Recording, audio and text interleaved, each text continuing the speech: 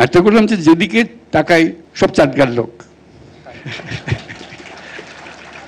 ঢোকা অবধি দেখছি চাটগার লোক। তো বুঝতে পারছি চাটগার বৌদ্ধ ধর্মের এখনো ঠিকানা চট্টগ্রাম। তোমরা ভালো আছো নিবি এখন? আর বারবার হইতে থাকে না চাটগে হতা হই, নইলে তারা মন বইতো না। তো খুব খুশি হলাম অনারাল্লাহ দেখো ভবিষ্যতে জানি এন সুন্দর জিনিস হয়। ওনারা যে কোনো সময় ফোয়াশা লইয়া আইত পারিবেন, দেখতে পারিবেন, বন্ধু বান্ধবরে লইয়া আইত পারিবেন। এই নিলে একখান জায়গা হয় পান বেগুনার বলে বেগুনের লইয়া আরো বেগুনের মিললে ফোয়াশা লইয়া এইলে জায়গা পারবে। আর মিলন মেলার কথা কই, মিলন মেলা তো এনে হতে দিল হইতো না, এন জিনিস গরম ফুরিতে টানিয়ে আনন ফুরিবে, বেগুনারে ফোয়াশা লইয়া যেন টানিয়াই। আমি খুব অভিভূত হয়েছি যখন আমাকে বলেছিল এখানে আসার জন্য। আমি একটা দৈনন্দিন কাজ হিসেবে এটাকে নিয়েছিলাম। এটা যে ঐতিহাসিক কাজ এটা অনুভব করিনি।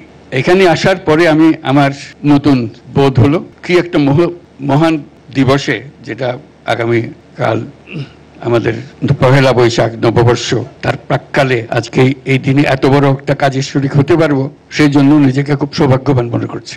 আর নিজেকে অপরাধী বোধ করছি, এত চমৎকার একটা আন্তর্জাতিক বৌদ্ধ বিহার না দেখলে জানতে পারতাম না এত সুন্দর একটা ঐতিহাসিক জায়গা এখানে আছে, যেটা দেশের সব মানুষের জায়গার একটা জায়গা হতে পারত শ্রদ্ধা নিবেদনের জন্য। আমাদের সেটা হয়ে ওঠেনি। আমি অভিনন্দন জানাই সেনাবাহিনীকে, তারা স্বতঃস্ফূর্তভাবে এই দায়িত্ব গ্রহণ করেছে এবং একটি ভবন নির্মাণ, সম্প্রীতি ভবন নির্মাণের জন্য দায়িত্ব নিয়েছে। তাদেরকে আমি সবার পক্ষ থেকে অভিনন্দন জানাচ্ছি। যেটুকু দেখেছি ইতিমধ্যে যেটা আছে অত্যন্ত হৃদয়গ্রাহী, আবেগ আপ্লুত করে এরকম একটা জিনিস। শুধু এটা বৌদ্ধদের এটা ধর্মীয় স্থান হবে সেটা একটা খণ্ডিত অ্যাটিচিউড। এটা দেশের সকল মানুষের ইতিহাসের অংশ। সকল ছেলে মেয়ে একবার দেখে যাবে কি আছে, কি দেখা। এটা না দেখলে আমার তো কোনোদিন দেখা হতো না আজকে যদি না আসতাম।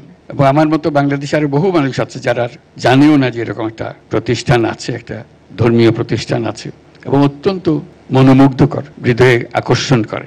আজকে আমরা যারা এখানে উপস্থিত আছি যারা সবাই বয়স্ক মানুষ, আমার খুব অনুভব করছি যে আমরা এইসব অনুষ্ঠান আমাদের ছেলে মেয়েদেরকে সঙ্গে নিয়ে করতে পারি না কেন। তারাই তো এটাকে ধারণ করবে, আজকের অনুষ্ঠানটা মনে রাখবে যে ওই দিন এটা হয়েছিল, আমি উপস্থিত ছিলাম। আশা করি এরকম অনুষ্ঠানে আমরা ভবিষ্যতে শুধু আপনাদের নিজেদের ছেলে মেয়ে না, বাংলাদেশের অন্যান্যদের ছেলে মেয়েদেরকে নিয়ে আসা, এটা আমাদের ঐতিহ্যের একটা অংশ। সম্প্রতি চীন গিয়েছিলাম, প্রায় প্রত্যেকটা সভাতে আমি উল্লেখ করেছি অতীশ দীপঙ্করের কথা এবং কিভাবে বৌদ্ধ ধর্ম এখান থেকে বাংলাদেশ থেকে চীনে গিয়েছে, সেগুলো তাদেরকে বলছে। কিন্তু নিজে আর কোনোদিন অতীশ দীপঙ্করের বাড়িও যাইনি, তার অবদানের সম্বন্ধে কারো খোঁজ খবরও নিই নাই। শুধু বলেছি অতীশ দীপঙ্করের অনেক মনাস্ক্রিপ্ট চীনের বিভিন্ন মনাস্ট্রিতে ছড়িয়ে আছে, সেগুলো সংগ্রহ করার কথা বলেছি। এই যে দুরকম ভূমিকা, নিজের দেশের মানুষ অতীশ দীপঙ্কর কেন গিয়েছিল, চীনের অত্যন্ত শ্রদ্ধেয় মানুষ হিসেবে কেন তিনি স্থান পেলেন তাদের মনের মধ্যে, অতীশ দীপঙ্করের উল্লেখ করলে মানুষ চেনে থাকে। তো সেই ইতিহাস তো মুছে যাওয়ার ইতিহাস না, এই ইতিহাস তো সগৌরবে তুলে ধরার ইতিহাস। আমাদেরই মানুষ, আমাদেরই পাড়ার মানুষ, তখন তো এত যানবাহনও ছিল না, কিছুই ছিল না। কিভাবে এত কিছু পার হয়ে হিমালয় পর্বত পার হয়ে সে দেশে গেল, সে দেশে বৌদ্ধ ধর্ম প্রচার করলো, আজ পর্যন্ত তাকে মানুষ চিনে সেখানে। আজকে যেটার ভিত্তিপ্রস্তর স্থাপন হলো সে ইতিহাসেরই তো অংশ এটা। কাজে আমি সেনাবাহিনীর যারা এটা ডিজাইন করেছে, যারা এটার পেছনে মনোযোগ দিয়েছে, তাদের ট্যালেন্ট এখানে কন্ট্রিবিউট করেছে, তাদের সবাইকে অভিনন্দন জানাচ্ছি। তারা সবাই একটা ঐতিহাসিক কাজের সঙ্গে জড়িত।